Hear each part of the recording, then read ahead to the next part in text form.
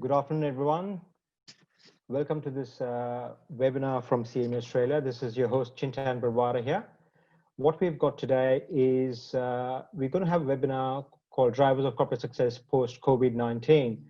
I'm sure that everybody around the globe is undergoing the same situation where businesses have stopped, corporations have been impacted heavily. And Dr. Chris D'Souza, our presenter, is going to talk about the very drivers of success once this crisis is finished. Now, Dr. Chris D'Souza we have today is the COO International and CFO for CME Australia. He has done a number of consulting jobs across Asia Pacific and also teaches management and management accounting all across the world as well. So what I'm going to do is, just before we get started, a bit of housekeeping as well. The session is a 1-hour session, so we will probably have around about presentation for 35 to 40 minutes. And after that, we encourage you to use the Q&A module on Zoom to ask any questions. We will try to answer as many questions as we can. If we can't, then we can probably pass it on and take it offline. So without much further ado, I introduce you Chris D'Souza here. Thank you. Good afternoon, everybody. Welcome to this webinar from Melbourne. It's good afternoon in Melbourne and good morning and good evening in some parts of the world. We have got over 100 participants here and from 15 countries. I hope I've made all of you welcome with saying welcome in your own language here. I hope you and your families are all coping well during this pandemic. It's been a difficult time for all of us, and our thoughts go out to the many people who have not made it through the pandemic. Our thoughts go out to the probably 250,000 people who have died already. The actual number is probably more than that. You think about those people. So how are your businesses and companies coping with COVID-19?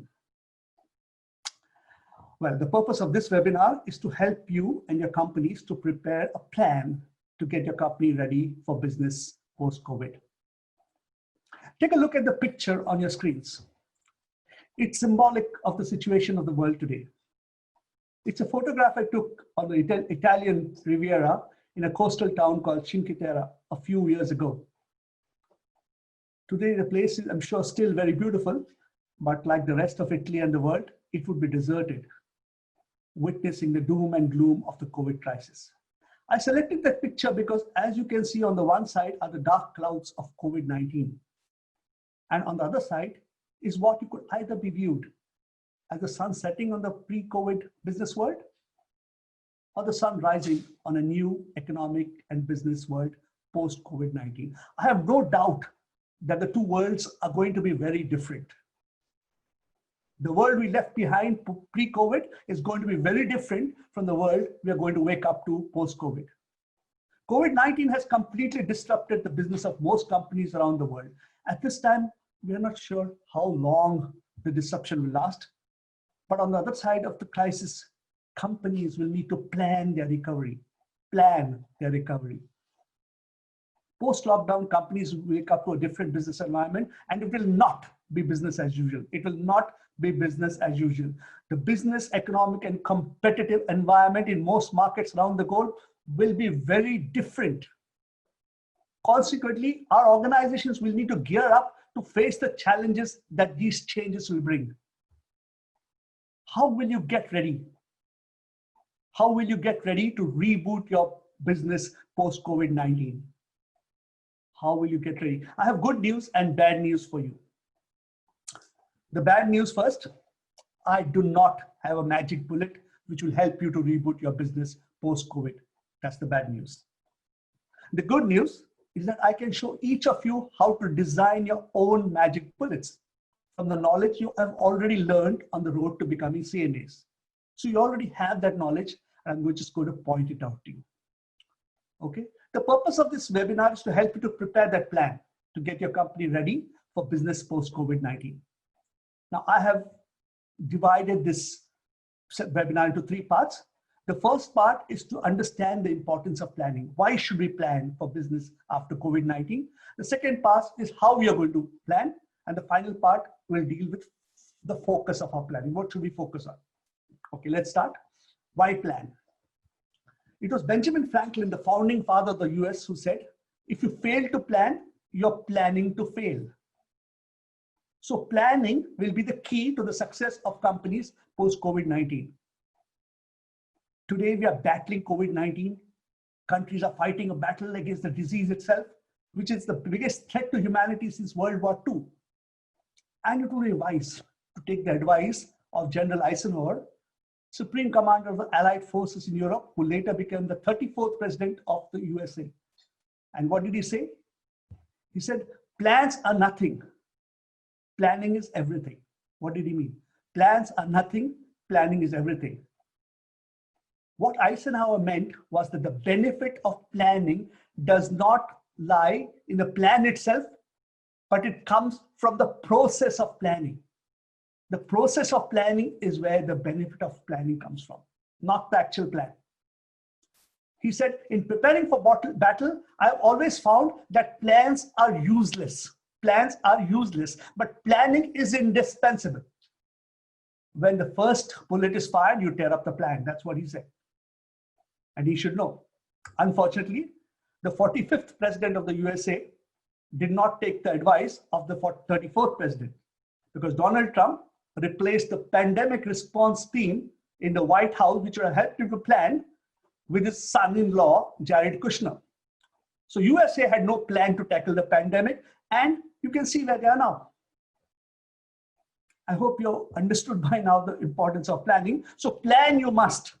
Otherwise, like President Trump, you'll only be able to recommend a disinfectant to tackle the problems facing your company. The problems facing your company are going to be very, very complex, and they cannot be tackled by simple solutions. My suggestion would be to start planning right now. Start planning, but remain flexible enough to keep revising your plans as circumstances change.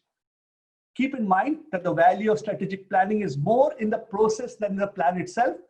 As Dwight Eisenhower said, planning is everything, the plan is nothing. Planning is everything, the plan is nothing.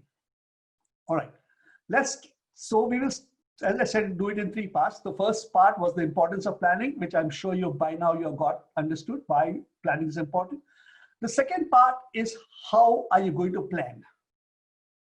I'm not going to deal with how you're going to plan in great detail, because it's a lot of things you can do, but I'm only going to give you a glimpse of a buffet of options before you. Like in a buffet, you can go and pick what you like. You can pick from these tools as you wish.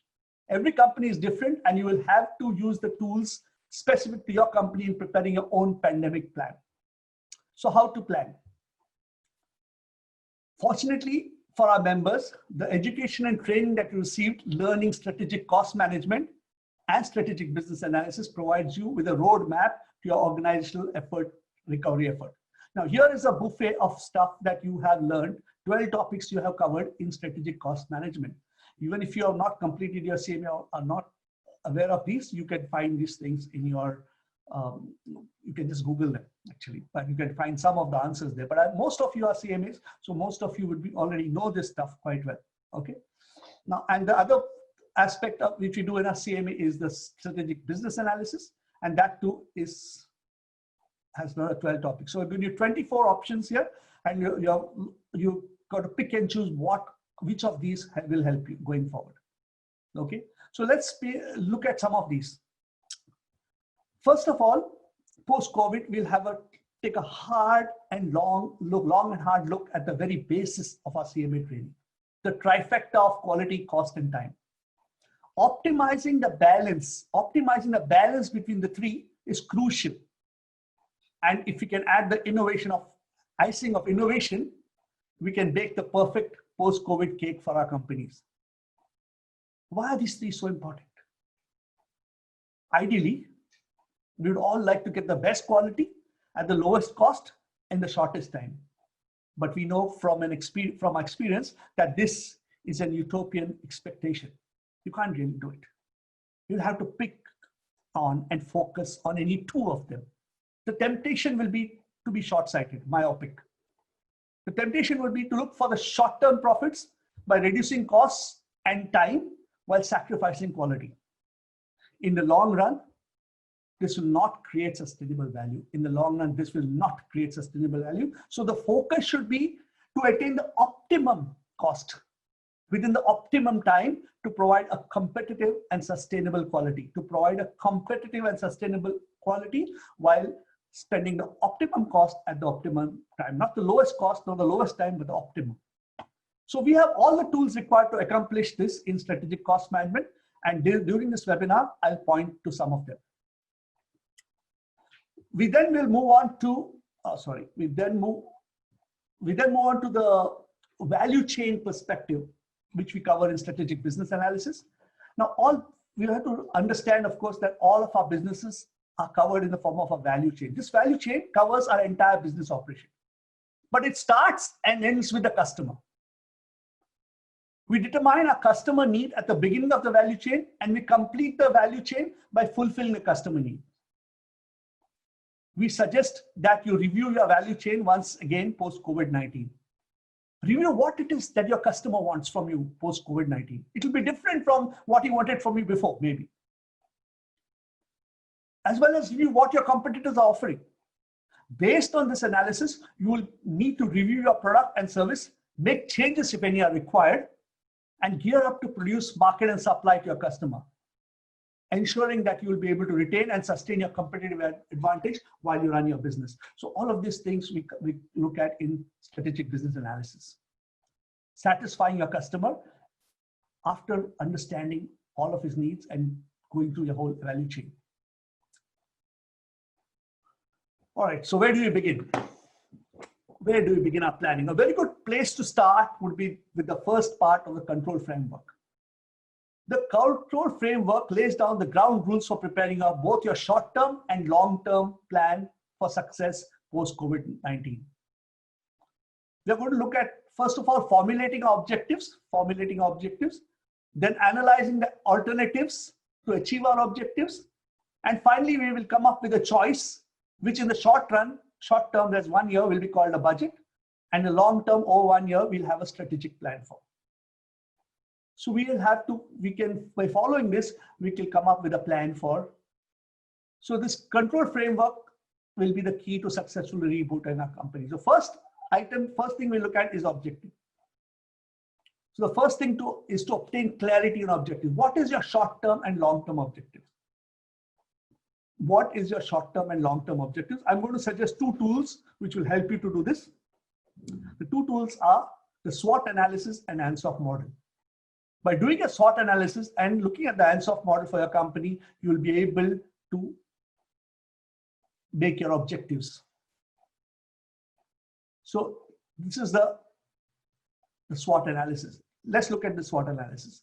If you're a large organization with many talented managers, what you could do is you could form 4 teams, one to look after each of the 4 aspects: strengths, weaknesses, opportunities, and threats. Okay, you could have these 4 teams and they could do all the analysis required. Now, first of all, analyzing strengths and weaknesses, that has to be done internally within your organization.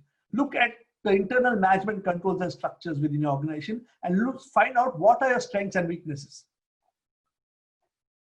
So before defining our objectives, we need to have this deep self-knowledge. It's important that as managers, we have complete awareness and knowledge about our companies before deciding on what is achievable. Unless we know enough about ourselves, we'll not know if our objectives are achievable or not. Of course, besides knowing ourselves, we then need to analyze the opportunities and threats which are external to us. This will involve looking at markets and competitors.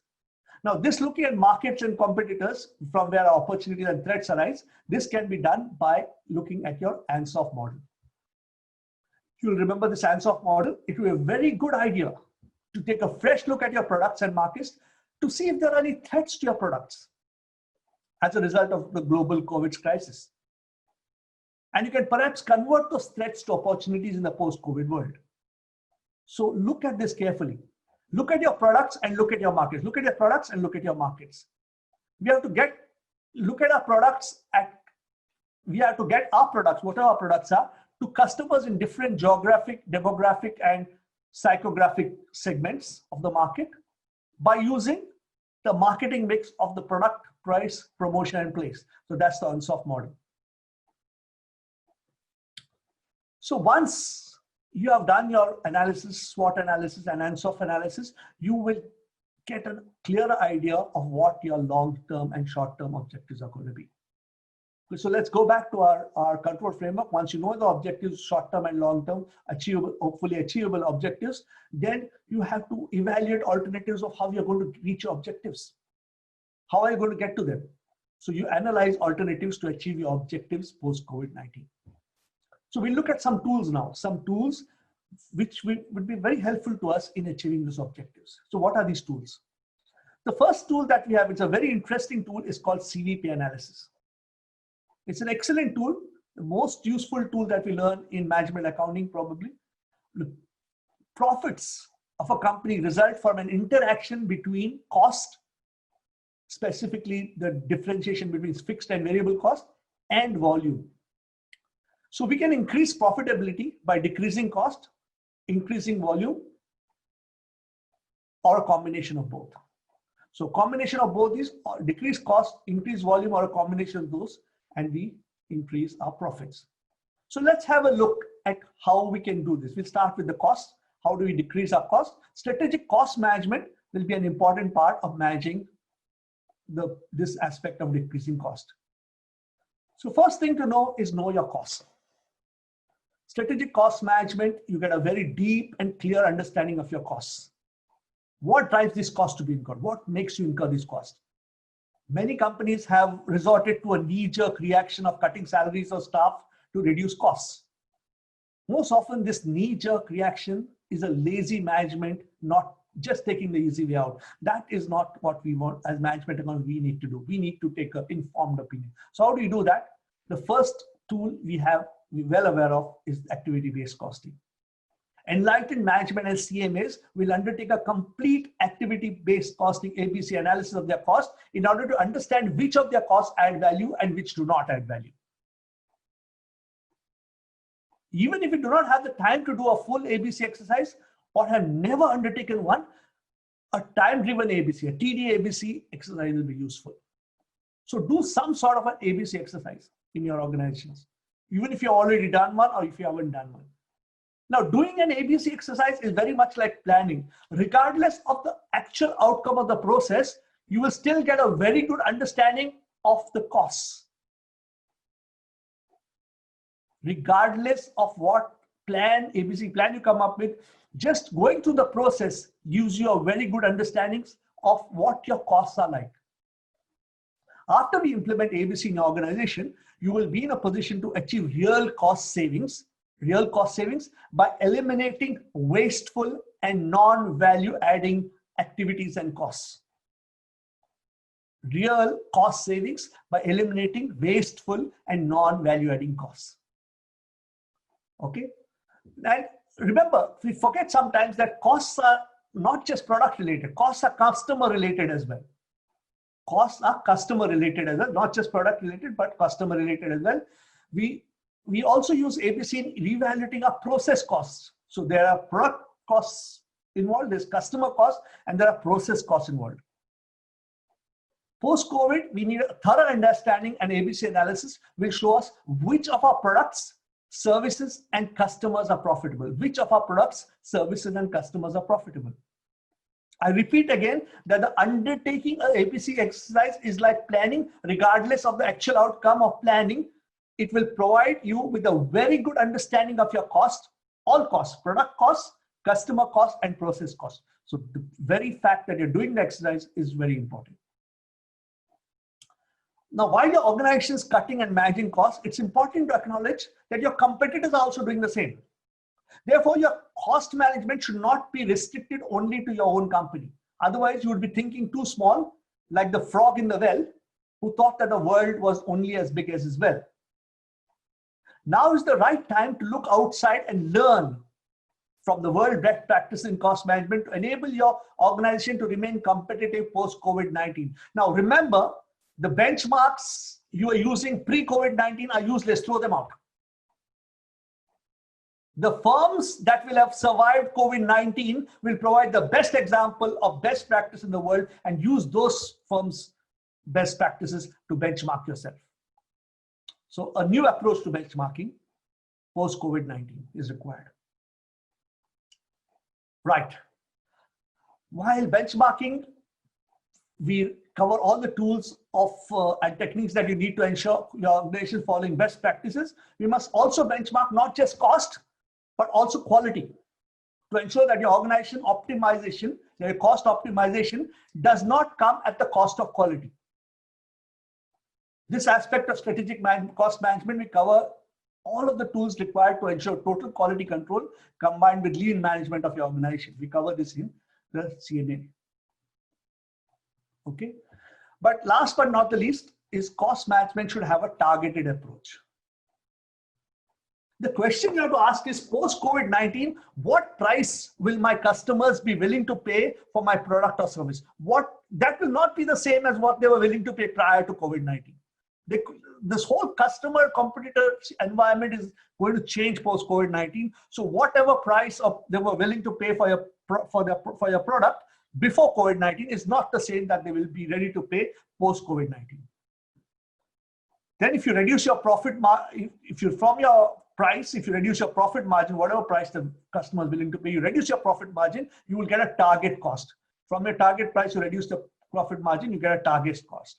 And then you will have to probably innovate and re-engineer your product or service to provide that service or product at the price which your company, which your customer is willing to pay for.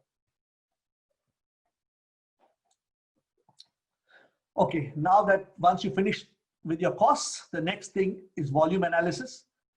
From KYC, we come to KYCC. KYC, know your cost. Now KYCC is know your customers and competitors. The most important aspect of the external environment for most organizations are customers and competitors.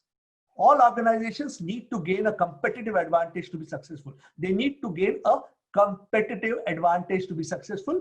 And to ensure that you get this competitive advantage, you have to have a clear understanding and knowledge of your customer and competitors. A clear understanding of your customers and competitors. The competitive advantage is also called differential advantage. Differential advantage. The differential comes from differing. How different are you from your competitors? And advantage, what advantage you give your customers. Now you have got all sorts of customers in geographic, demographic, and psychographic locations. And you have to give them a differentiation. Now the differentiation could be you give them a better product, you can give them a cheaper price, or you can have lots of promotion, or you can have it available in more places. So you have to look at this again. So you will need to ensure that you still have a differential terms post COVID-19 by offering a better product, a cheaper price, better promotion, or availability in most places. Have a look at this again. We have another important tool to assist us in our planning, which is called the BCG matrix. Now, in the BCG matrix, we primarily cover two areas. The first is the market growth rate. What was the growth rate of your market pre-COVID-19? What was the growth rate? Now, you have two types here. You have market A, which is a high growth market. And you have market B, which is a low growth market.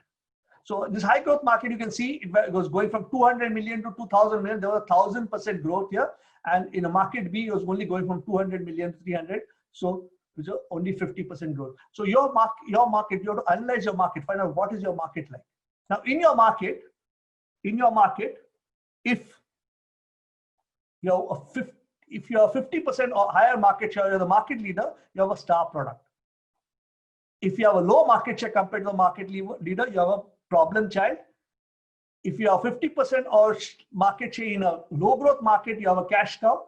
And if you have a low market share in a low growth market, you have a dog product. Now you have to find out where your product sits before the COVID. That's the past. From there, you go into the present and see how is your market in the present moment. What effect has the GST had today? This is today. How is it? How has your market fed? And how is your company's, what is your market share like? So what is the market and what is your market share? today in the present. But remember, whatever it was in the past, or whatever it was in the past, or whatever it's going to be in the future, whatever it is today, is no indication of what is going to be in the future post-COVID. The post-COVID market is going to be very different. I'm repeating, it's actually going to be very different from what it has been. You can forget about the past and the present for analyzing what is going to be in the future, because going forward, your market would have changed completely. Some markets, some things, some products might become high growth markets going forward. It may have still a 1,000% increase growing market. Some of them would be less and less and less, and some of them would go down. They would have we are going to go into a recession, and the demand for a lot of these products is going to recede. From the top of my head, I can think of travel and industry and things like hotel accommodation. Now, these are things going to flying and accommodation. These are going to go down. So, but I'm not sure exactly how much. So we have to. How do we decide? Like, how do you forecast the future? It's a really hard one. You can use tools like business intelligence. You can use big data. You'll use other things like Ansoff model and product life cycle. But you need to strategically evaluate any change in the market that is going to happen. So forecasting for the future is not easy, especially if it's the emergency situation. But forecast you must, and plan for different eventualities. It's like going into battle. You never know what the actual situation will be, but you must plan for every eventuality. So you will have to provide maybe plan A, plan B, plan C, plan D, and any amount of plans to be able to face the future after COVID-19. So one thing that will help you in this is what we learn in portfolio management, product portfolio. We talk about game theory, and we learn how you use game theory in decision making during uncertainty. Post COVID-19, you will have to use a lot of game theory, a lot of regret matrix analysis, and all of this will help you in predicting the future post COVID-19. Right now, other important thing, of course, is to figure out what should be our pricing strategy after COVID-19. Okay. This one of my favorite quotations from Warren Buffett: the single most important decision in evaluating a business is pricing power. If you got the power to raise prices without losing business to a competitor, you got a very good business, and you have a prayer session before raising the price by 10%, then you got a terrible business. So it's going to be a key aspect in determining your position post COVID-19. We will need to review our pricing strategies to compete in the changed market post-COVID-19. Now, these are 3 C's of pricing: customer, competitors, and cost. We'll have to evaluate them in tandem in order to compete in the market under recession post-COVID-19. We might need to reduce prices. Who knows? I'm not sure. In this case, we will have to go back and revise our target costs depending on the pricing. So we'll have to revise our pricing strategy. So review your pricing strategy post COVID-19. This applies something that will be much more effective than domestic business will be the international business. It's going to take a big beating post COVID-19. I've written a recent paper called on 7 C's of international pricing, where I told you apart from the cost, competitors, and customers, you also have to look at controls, currency, channels, and culture in deciding on international pricing. Well, that was before the COVID. Now I will change that. I have to come up with the 8 C's of international pricing. To all of the other C's, I have to have it COVID-19. So this is going to have a massive, massive impact on international trade, COVID-19. All countries are preparing to get self-sufficient. Every country is doing their own analysis now, and things will change. They will change a lot. The fallout from this will be a defensive, albeit expensive culture of protectionism in international trade. Countries will be moving towards self-sufficiency, and you'll have to see what happens there. All right. Then we look at supply chain management. We look at supply chain. That's going to change a lot. The supply chains you've got to reevaluate your supply chain completely. Now, what's the importance of supply chain management? Importance of supply chain management is in getting your product to the right place at the right time at the right cost, and there's always a trade-off. But post COVID-19, all supply chains are going to be severely impacted. Before COVID-19, we had globalized supply chains. Everything was going everywhere. It was easy. We had a globalized economy. That will change. How will it change? Supply chains after COVID-19. That is going to be $1 million question. What are the changes? Every country is now planning to get self-sufficient. So how will that affect the supply chains? Can you still rely on getting the products as just in time? Probably not. So all of this has to be looked at and thought about. All right, so we've seen all of those things, but suppose you have a product here. A product has fewer features and a higher price compared to our competitors' uses. So if you have no features and no price, you still have one thing you can do. We'll fix that with a little thing I call marketing. So you can still market your products, but he says lying is unethical. See, that's why we call it mislead. We only mislead, not lie. It's a bit of a lighter humor to lighten up the webinar. But let's look at promotion. Promotion is you have to review your promotion strategy, review your marketing strategy going forward. And here you look at both pull and push. You can hire more salespeople, but that's called push, and you can pull is for how much to spend on advertising. We have lots of tools. We have the Vidal-Wolf model. We have the different sales response functions, the CVP analysis. We have big data analysis. All of these things we can do to evaluate how much we need to spend post-COVID. After that, we come to one more aspect. We have to look at how do you measure all this? What gets measured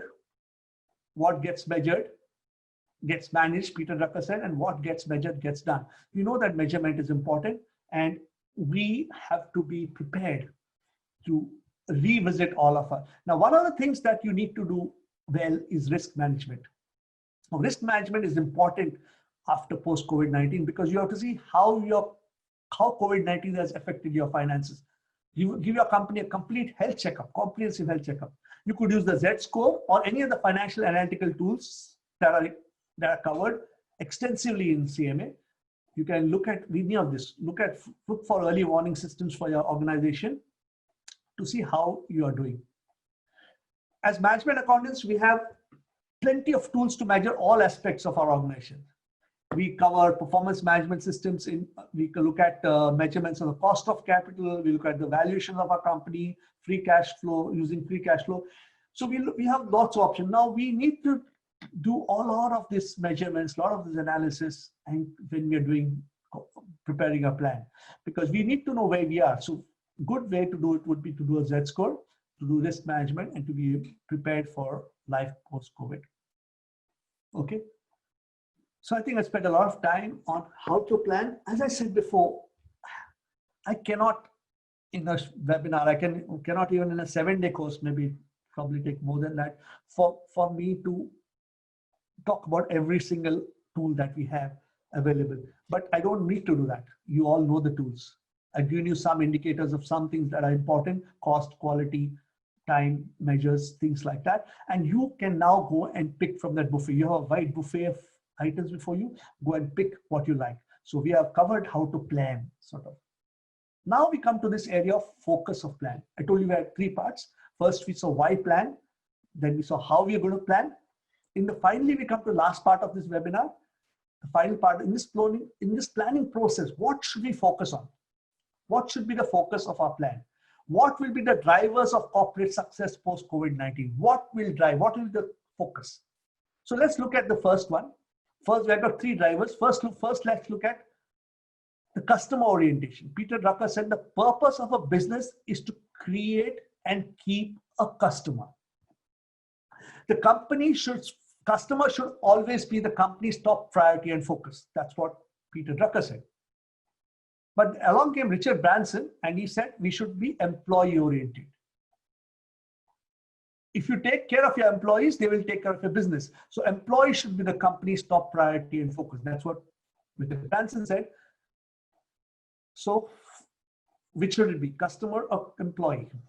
Well, along came this interesting theory from Jan Carlson, who was then in the 80s, he was CEO of SAS Airline, and he coined an interesting term called moment of truth. The moment of truth as the point where the customer of an organization comes into contact with its frontline employees. The customer in an organization comes in contact with its frontline employees. That is what he called moment of truth. My theory is that not just the frontline employees, but all employees of the organization, being focused on their customers is what creates moments of truth which lead to corporate success. All employees of the organization being focused on their customers is what leads to great companies. So companies should be both customer and employee focused. But that's not all. There is one more thing, and that is CMA Australia's motto of sustainable value creation. If there's one thing that we shall learn from this virus crisis, the global COVID crisis, it is the importance of sustainability. During the crisis, we have seen the benefits of a significant reduction in air and water pollution. So going forward, let's not lose that. Let us be sustainable in all that we do. So the sustainability focus is what I really recommend. So we have three focuses: sustainability focus, customer focus, and employee focus. Now that is a recommendation of CMA Australia. As management accountant, as certified management accountants, what we should be doing is looking at all the three. Sustainable value creators, that's what we are. That's what CMA, certified management accountants, are sustainable value creators. So my dear friends, post-COVID-19, corporate success will be driven by visionary leaders. Corporate success will be driven by visionary leaders who, along with teams of well-trained employees, will create processes to produce sustainable products and services, which will create great moments of truth for their customers.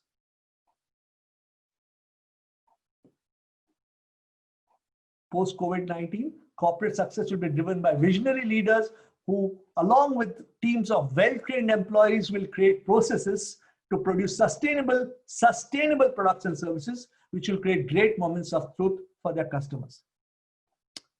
Right. Enough with all that strategic planning. Get out there and kill something. Don't run out just now, because most places we are in a lockdown still, but post-COVID-19, make sure that you'll go and get something done. But right now, you can all start planning, and that was what my suggestion to you was. Start planning now. Wishing you, all of you, a very successful recovery post-COVID-19. Thank you very much for attending this webinar. I hope you all got something useful out of it. Thank you. Happy to take questions now.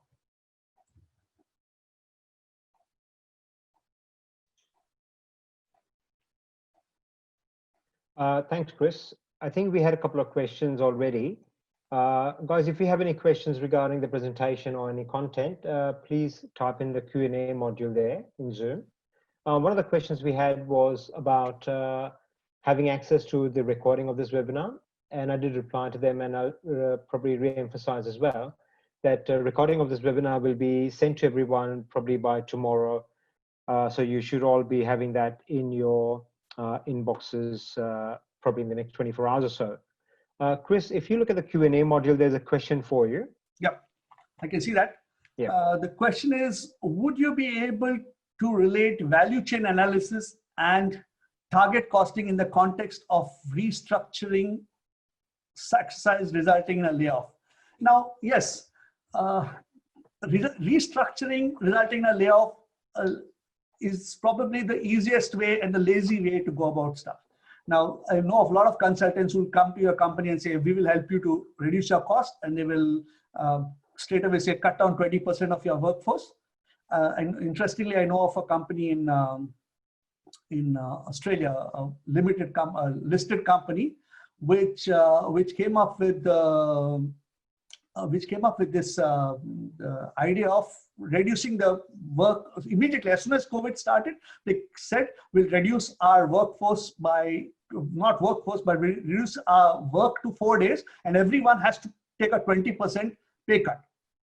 Now, a month later, sheepishly, they put out a release to the market saying, sorry, we misjudged. Our business actually increased by 25%. So we are going back on what we said. So it's easy to just have knee-jerk reactions, but you need to do a proper analysis of your value chain and figure out when you say, how does it affect your, the value chain starts and ends with the customers. So first question you need to ask is, who are our customers now, post-COVID, and what price are they willing to pay for my product? Once you know that change that has occurred, if there has changes occurred, maybe they're willing to pay more for your product. Maybe they're willing to pay more for a product. If so, then you can go and look at your value chain and go and do the required restructuring. Yeah. The next one is, I've got a whole heap of thanks. Thanks for inspiring webinar. Thanks, Caroline. Thanks for attending. There is next question is, what is the successful driver for export-oriented sector in short? What is the successful driver for, now that I told you there's no different driver for export-oriented activities as compared to non-export-oriented. The drivers for all business are going to be the same. An export-oriented company will only have to look at the customers in a foreign market and the competitors in a foreign market. So what are your customers in a foreign market and what do they want from you? And who are the competitors in a foreign market? So based on that, you can arrive at your plan post-COVID plan for success.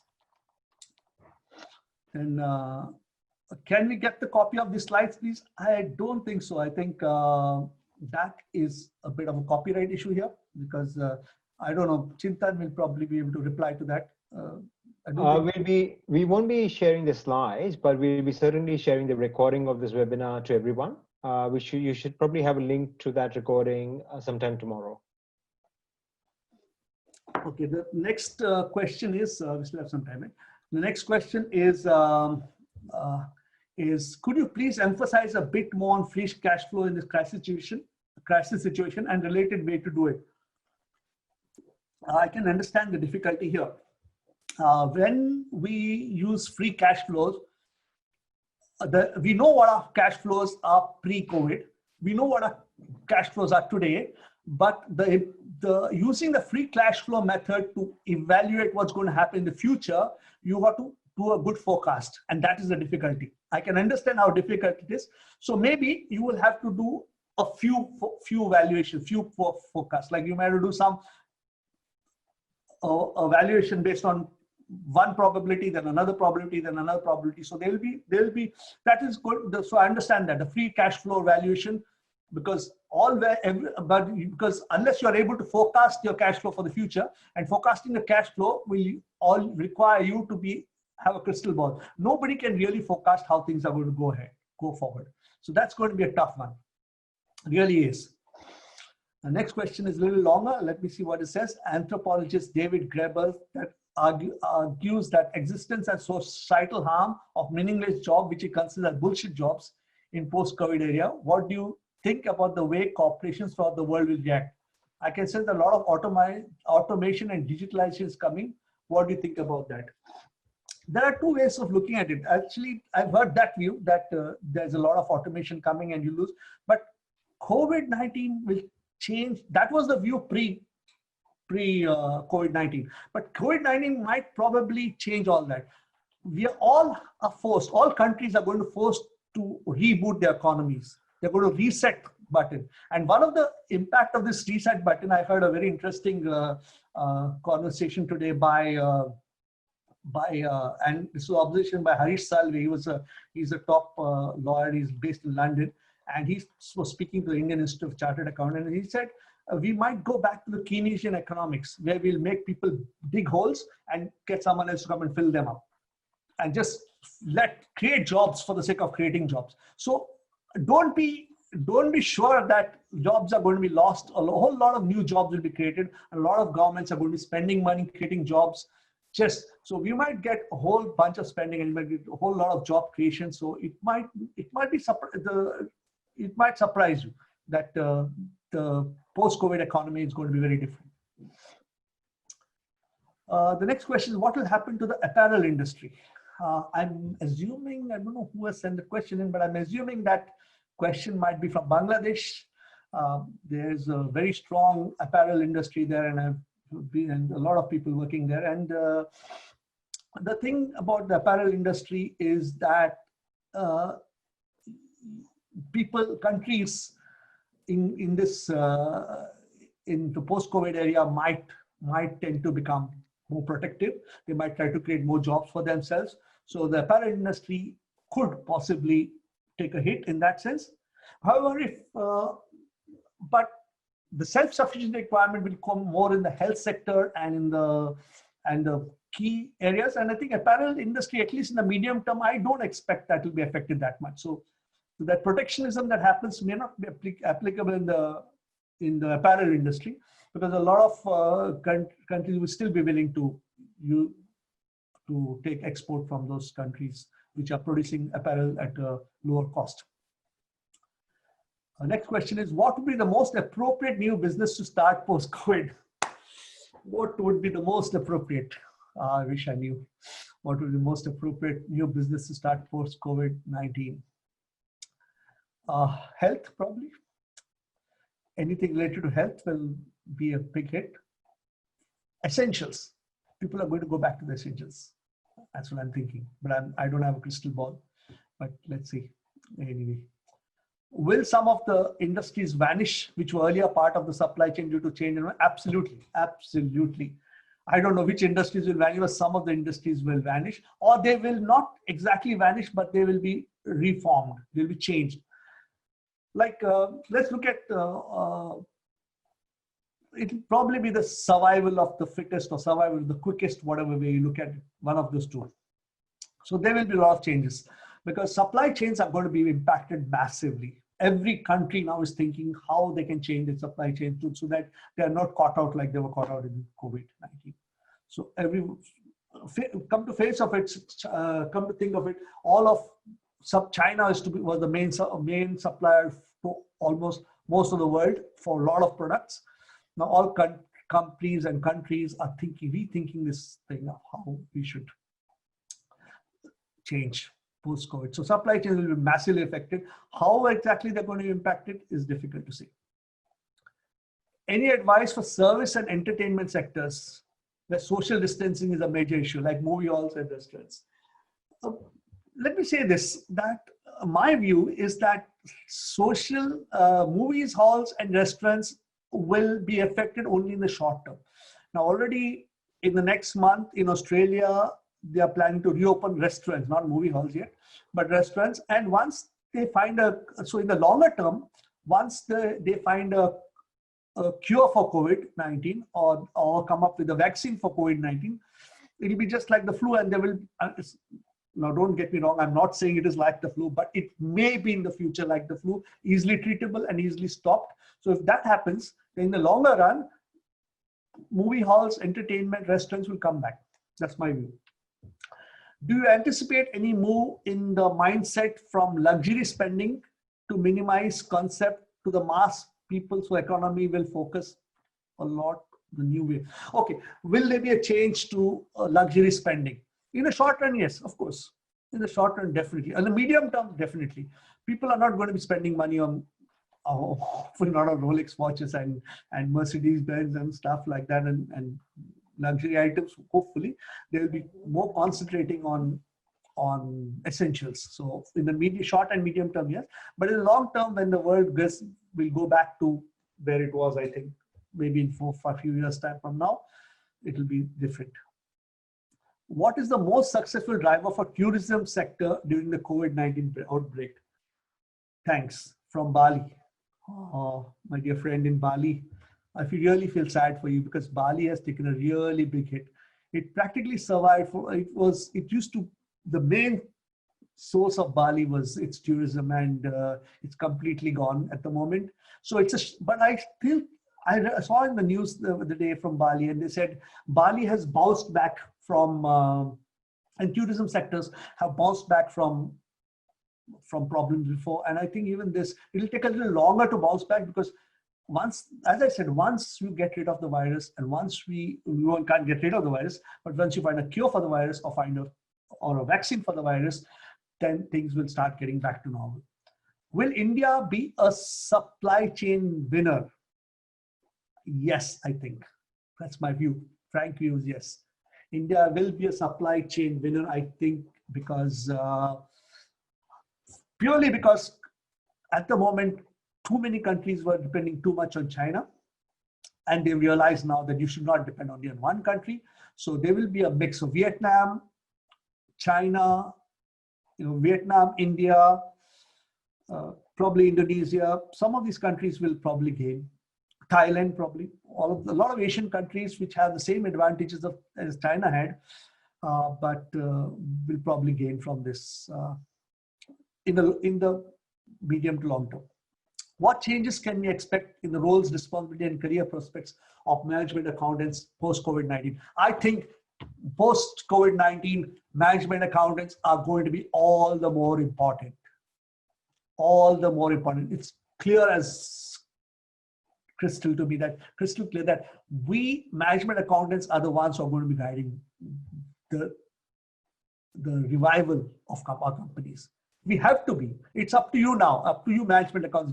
Get in there, get ready with your plans, go to the management with strong, good plans and show how important, how game-changing you can be. You can be the game changers. So I think very important, management accountants going forward.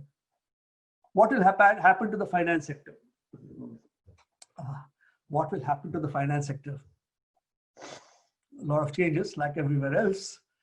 We are talking about actually getting a lot of money out there to a lot of people, but also this finance sector is a very vast area. It covers too many things. So it's difficult to say what will happen to each, and some will gain and some will lose. Some parts of the finance sector will be benefited and some will lose. So can't be very clear about that. Geopolitics may change drastically. Rising of China in the global stage, any thoughts? Absolutely. I mean, if there's one thing that will change drastically, definitely is geopolitics. I mean, the things that I hear around the world today, that the amount of, there's a lot of emotions out there, and I don't want to raise them specifically here, but there will be a change in geopolitics. How exactly that's going to happen, it's difficult to say, but it will happen for sure. Is data analytics going to evolve as a key post-COVID event in underdeveloped and developed countries more than before? Yes, definitely.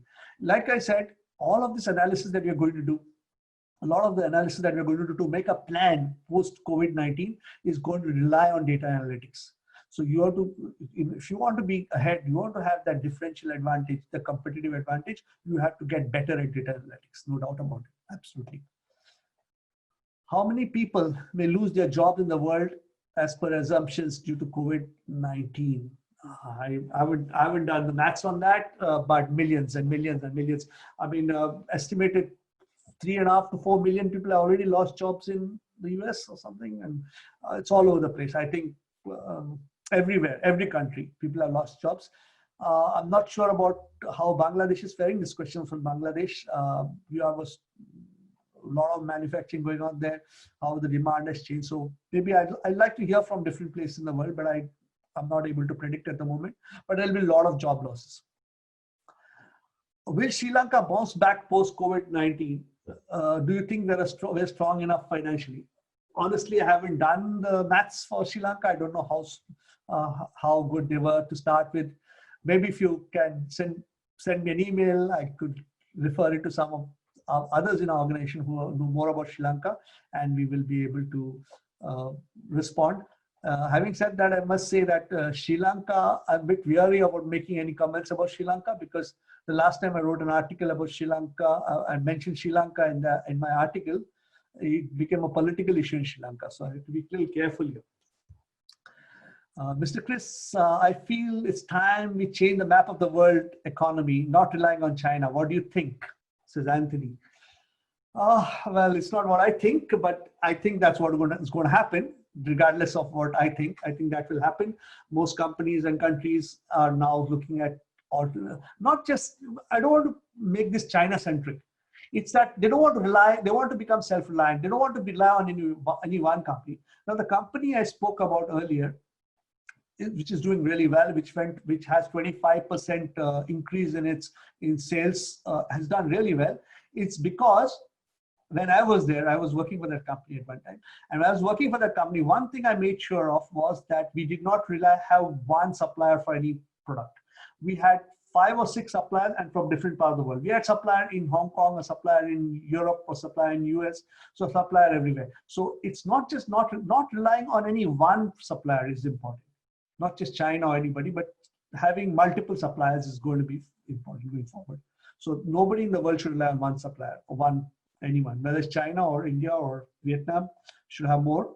And to be self-reliant is going to be best.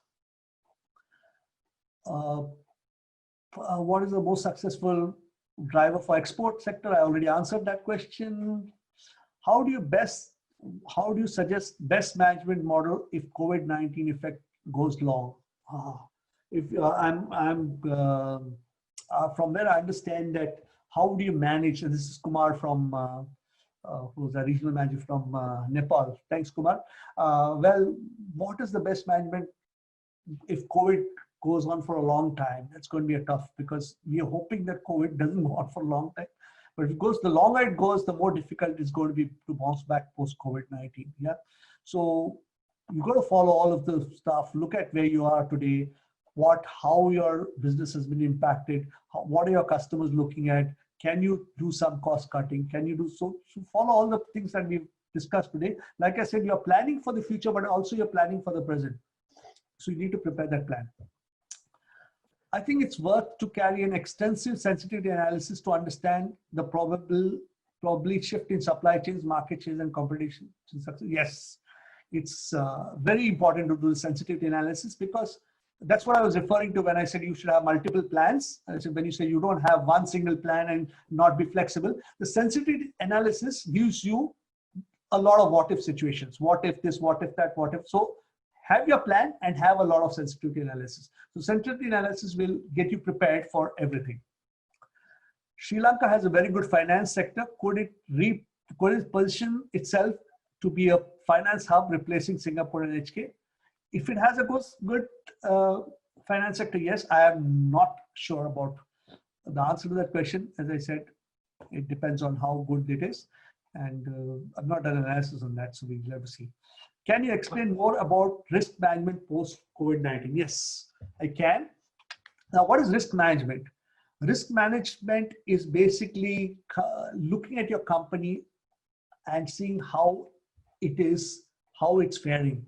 So we have got a whole bunch of techniques of risk management which you could apply to find out how your company is doing at the moment. So basically what you do is risk management is you take your company to doctor. Like you get a health checkup for yourself, you give a health checkup to your company, see how it is faring at the moment, do all sorts of ratios and analysis, do a Z score, look at the 9 criteria we give you to see how the cash flow faring, how your marketing is going. So look at all of the areas of every aspect of your company, do a complete health checkup and see how you are faring in order to tackle yourself post-COVID. So that risk management will cover all of the areas, every single aspect of the company.